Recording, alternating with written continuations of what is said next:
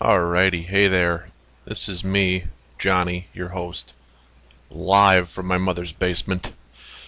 And I just wanted to talk about something that I feel is it's going to be a issue of hot debate here in the YWC. It's the couple of weeks before they wrap it up for WrestleMania 29. A lot of people have weighed in, what matches they think ought to happen, blah blah blah, their impressions of how the build is going so far, and I just I felt like I had put this off for long enough after finding out the outcome of the Royal Rumble. I started to really just feel almost like WWE is purposely trying to burn bridges with me. I found out the results of the Elimination Chamber, and I guess you could say, pleasantly surprised that Jack Swagger had done what he did, but then in the same fucking, breath, it seemed like he was getting busted for weed, and I don't foresee anything really happening with that, so, they're not going to feel like he's a safe bet to push if he's acting like that, and, this is just going to be a couple of thoughts. This is going to be a rather, um, I wouldn't say negative audio necessarily, because I'm not going to shit on something that I haven't really watched. Because let's face it, I haven't really watched any Raws or any WWE stuff since around SummerSlam 2012. Before Lesnar and God had their own little war there. It just feels like a battle to try to go back and try to have patience with and try to get behind a product that has been chasing me away as a fan. Um, and honestly, as much as I sometimes get on here and tote around and seem like a TNA fanboy at times, it's hard for me even to enjoy that a lot of the time. I think that the only reason that I give TNA a pass is because they've had periods where they've just been ass, and there was a lot of improvement from them, and then we got this Aces and Eights shit. But this isn't about that. But I just want everybody to know that I'm being fair, and there's a couple of things that WWE has done that I have followed the results of, or a couple of guys there that I would still root for and want to see do well, but I just feel like I have no reason to tune in on a weekly basis to do so. Like, let's start with the hype for WrestleMania 29. Even at the end of the WrestleMania 28 pay-per-view itself, they were advertising that it was going to be in New York, and I just had a feeling it was going to be really corny, and that the build, the excitement, and the big time feel that we got from WrestleMania 28, which I watched with my best friend, and we were really happy to see The Rock come back and whip ass and really kind of make a statement that it's not just us older fans at age 30s and 40s and whatever that think that the Attitude Era was a better era with bigger stars. The company thought that, because otherwise Rock wouldn't have gone over their own, their golden boy, their goose that lays the golden eggs there. I don't think that anybody could really buy into this whole John Cena redemption storyline. I don't think that The Rock versus Cena 2 is really a good idea. As much as it might draw in a couple of casuals, I think that the buy rates are going to be down a lot from last year. And I think that in many ways you can call this rematchamania, not only for Cena and Rock necessarily, but even Triple H and Lesnar has been done already. And I mean, what more can they really do unless it's, some gimmick match or something? I mean, I wouldn't be surprised if they go Hell in a Cell again just because of, the success that Taker and Triple H had last year when they did the Hell in a Cell. And it would seem fitting, but, beyond that, are they going to have a street fight? Are they going to have a no DQ, no holds barred, fucking falls count anywhere, tables, ladders, and what can you possibly really do to finish off that blood feud? I mean, it's been brewing for a long time. Everybody knows that Triple H is going to go over. The writing's on the wall for Cena to go over Rock. Do you remember when we were way, way younger and WrestleMania was just sort of happening? And granted, every match on the card didn't have this huge build and this big feel, but the ones that were just built in a way that made them feel friggin' amazing, and it wasn't always a fucking rematch. Like, how many times at WrestleMania recently have we seen rematches? How many times did Triple H have to fight The Undertaker? How many times did Shawn Michaels have to fight The Undertaker? I mean, fuck, even back in the Attitude Era when things were supposedly perfect, right? All you damn wrestling fans that can't see past that. How many times did Rock and Austin fight? 3 fucking times at WrestleMania? I mean, come on. I'm over the whole rematch thing. This whole era of wrestling, this PG era thing, it's gotten to the point where you're trying to take on so much and cater to so many different fucking audiences that I don't think that they're reaching any of them like they should be. Figure out your demographic and go for it, but don't give me this old school Raw shit every once in a while to try to loop me back in. I just don't care. It's the same old people. And the interaction between them and the younger stars really doesn't do it for me. Back when Miz was getting his big push, and he was involved as the WWE champion and everything, I was watching that and I was excited because it was a new guy being built. I don't think that they did it perfectly, but at least they tried.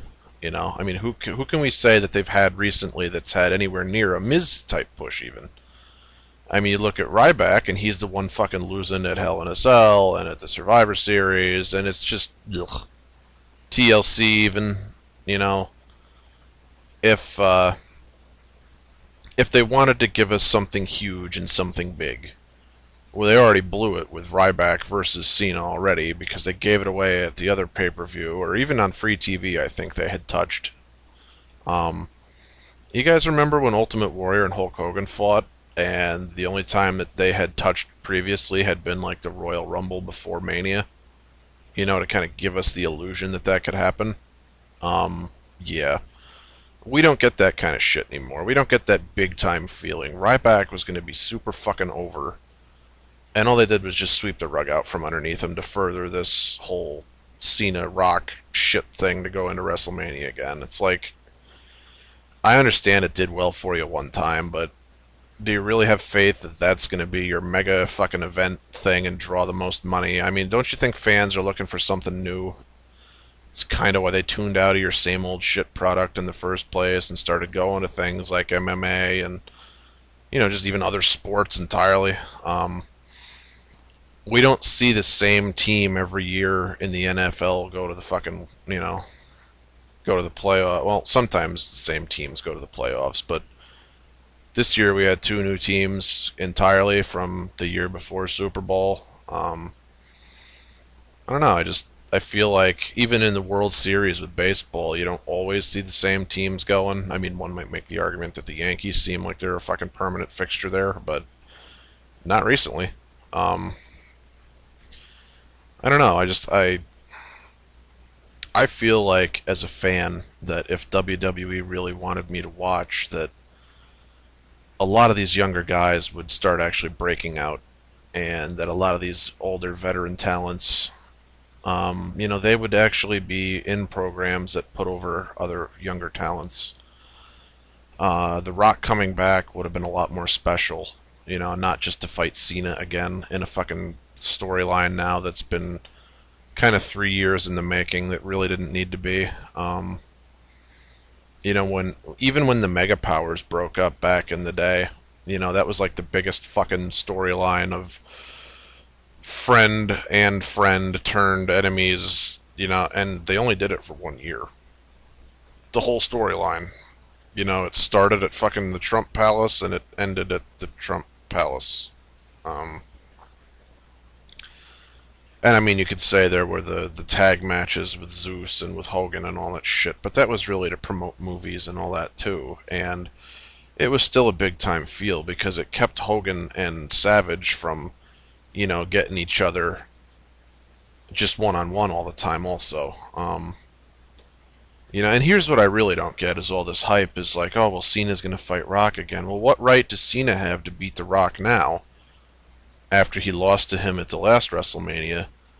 And then Rock, who came in and fucking essentially told CM Punk, I'm going to beat you for the title, even though you've held it for a year and a half or whatever the hell it was, and then just took it right off of him like it was nobody's business. Like, and then defended it against him like it was nobody's business. And it's like, okay, so Cena had been losing to Punk all of the previous year, couldn't ever beat him in any time that he fought him, and now Punk, who Cena couldn't beat, lost to The Rock. So instead of throwing a new challenger up against The Rock, we'll throw Cena. That's what we'll do. It totally makes sense to me. I'm just not buying it. If you want to do a redemption storyline, first you got to tear a character down. And Cena has been in the main event, even though he hasn't been the champion. I'm at a point where, like, you want me to be interested, but you don't really give me anything to be interested in. And I'll give them this. When they did the whole thing with the tag titles with Kane and Daniel Bryan at first and did the backstage vignettes, I would go and I would watch the backstage vignettes and I would be very impressed. And I would like how it was done and how the focus was on those two and their dynamic. And, you might say that, well, TNA fucking stole it now with Rude and with Aries and all that. That's fine. I'm okay with them doing that. Because by taking Rude and Aries out of the main event scene, they were able to put new guys in it. And I'm okay with Bully Ray being in a fucking main event spot. Some other people say that he can't carry it or he works better as a heel or whatever. I mean, give it time to run its course. I'm not the biggest fucking Jeff Hardy fan, but I know that when it comes to TNA that he's going to bring fucking, people coming to the product and getting autographs and signatures and making money for them. Because I've been to their live shows where he does that, and there's lots of kids that want their fucking autographs. So, I mean, one Daniel Parkin on here talks about having a business mind, and I'll give him his argument some of the time, but for this whole WrestleMania again, Cena versus Rock, the way that they just didn't fucking give anybody else a spotlight and cater to the fact that Ryback could have actually been a fucking big player and won the Royal Rumble and had a fucking credible chance. You know what I mean? Like, that could have sold tickets. Could have been Ryback versus The Rock. It could have been Brock Lesnar versus The Rock at WrestleMania. You know what I mean? Something different. Other than, like, Repeatomania. I'm just, like... there's a lot of people talking about how WWE is going to throw the World Heavyweight Championship match out there first, again. Seems to be their newest thing to do. It's like, if you're going to treat the World Heavyweight title like it's an undercard belt, why do you even have other undercard belts? If you're throwing a World Heavyweight Championship match out there first on a pay-per-view, consistently, not only does it take the belt and relegate it as your new fucking European title, but any title that's supposed to be underneath that title, like the US title and the IC title, it devalues them even more. You can put it after the fucking World Heavyweight title all you want. Card structure is, a pretty big part of your pay-per-view in general, but you know, the idea that an Intercontinental or a U.S. title, which essentially were meaningless anyway, especially with fucking Santino being your U.S. champion for so long, how am I supposed to, get behind the fact that you give a crap about any of these superstars in this situation when the only belt that supposedly matters, and you keep reminding us of this, is that the WWE Championship is first and foremost the only belt that you give a fuck about in professional wrestling. Mind you, TNA doesn't exactly do a great job with the X Division or the television title that hasn't been defended in God knows how long.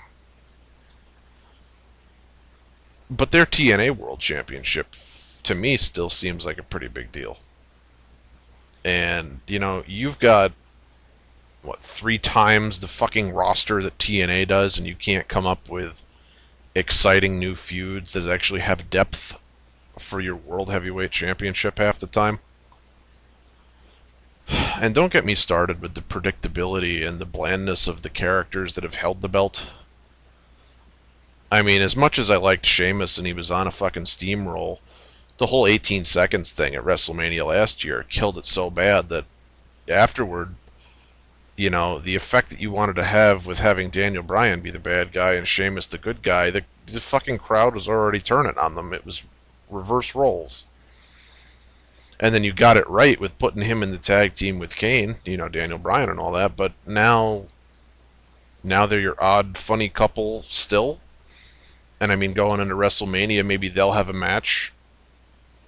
But, this was the same shit from last year, that they were already having a problem, and then they were the champs, and now they're going to blow up again. Like, this is their idea of a Mega Power storyline. Best of buddies, now bitter rivals again. And God forbid Daniel Bryan doesn't go over. The backlash from the fucking internet community is going to be ridiculous. I don't know, guys. I know I've been rambling on here about shit, but to me it just feels like WWE is not trying. It just seems like status quo is the way to go. And I'm really not sure that as a fan I can take that, because I come from 2 different distinct eras of wrestling where, they built long-term storylines. They had a fucking vision. They had a plan. They carried it out.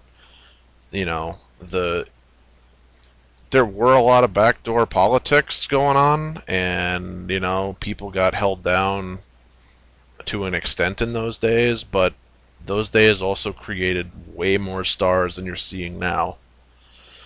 And it's super frustrating to me because, I hear about, Bo Dallas, who's a fucking 3rd-generation wrestler, who was going to be put into a program with Wade Barrett because of what had happened at the Royal Rumble or whatever. And then I hear people talk about how he's not even on television, and there's no follow-up or continuance of that, and then he never got a shot in the first place. Why? Why wouldn't you want IRS's son, who is part of a fucking, wrestling dynasty, you might even say, the Rotundo dynasty, to be a part of WrestleMania and to really give a guy a chance. Now, maybe they'll build that up in the next couple of weeks. I don't know, but is it really something that you should have had this long of a break from? That's all I'm really getting at. Their undercard is non-fucking existent. It's utter shit. You've got the Intercontinental title and the U.S. title that don't mean anything. You just throw it on guys and hope that spaghetti sticks, to the wall. I get that they're trying to do the long-term title reign with Cesaro, but his character is so fucking broken, and if you want people to give a shit about him, get him away from the belt so he can go do different things. Put him in a tag team with somebody that they might give a shit about so that he can really show his stuff and get himself over. He doesn't have to be a singles competitor right now if his gimmick is doing him more harm than good. And I get that he's a fucking talented performer. I would never, ever disagree with anybody on that. But watching him in these programs with people, it's horrible. He seems like he's already in that revolving door mid-card hell because they haven't taken that title away from him or given him a serious, threat of an opponent to which you think he would lose it. And don't give me the spin in the wheels where he had things going on, that four-way match with Kofi Kingston and who the fuck was the Intercontinental? I think he was in there with Barrett and maybe Orton at one point. I don't fucking know.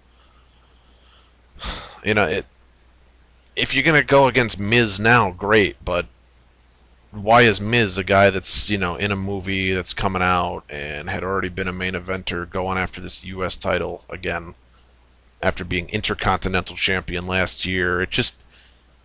It seems like there's no fucking future sight, period. Like, oh, well, we have to get through WrestleMania. We got to get through this Rock and John Cena thing, and then it'll be after WrestleMania, so we really won't care for a few months, and then we'll have to really start thinking about what to do by the time we get to Survivor Series. Oh, but then we'll be through the Hell in a Cell pay-per-view, which is supposed to really, have Hell in a Cell matches and, really blow off some big-time feuds. And, you know what, we'll just stick the newcomer Ryback against our champion Punk that we're really not ready to take the belt off of yet, and we'll just diminish any kind of push he would have had. Good job, WWE. It just seems to me that for all of the things that they might try to do right, that the way that it seems right now, and this is me, this is totally my fucking opinion, it's personal, being a long-term fan of the product, they just make it hard to fucking watch, they make it hard to stand. There's comedy in fucking places that there shouldn't be comedy to when it's being taken seriously. They try to make things that are obviously not going to get over really serious. They're doing it completely wrong. The writing is ass. There's maybe 3 characters that as an adult I can actually look back and say, oh, that's cool, I like what they're doing, I really admire this guy's work. The rest are completely throwaway, under the bus. You wouldn't care if they were there or fired the next day. There's nobody for adult fans to root for. There's no big time heels. There's no baby faces that have any fucking depth to their character. And you've got a guy in Dolph Ziggler that they still haven't figured out what the fuck they're going to do with in terms of cashing in a briefcase that he won sometime last year. And who still, even after a program with John Cena that was supposed to help put him on the map, is just drifting with no fucking direction. None. So that's enough out of me, guys. I've talked way too long, but I really just feel like this WrestleMania is going to be a flop. And if you want to go ahead and order it, great. I'm not going to get in your way of doing it. I don't want to sour your enjoyment of what's going on right now. But I gotta be honest with everybody. I just can't fucking get behind it. And I don't know when they're gonna pull me out of this funk that I'm having as a fan, but it is totally depressing seeing where they've been, seeing the momentum that they had after they came off of WrestleMania 28. Because I'll admit, I was fucking interested then. And just to now, it just... You might as well call me The Undertaker and bury me alive, because it's gonna be a while before I come back. Thanks, guys. Leave your comments below. Thank you.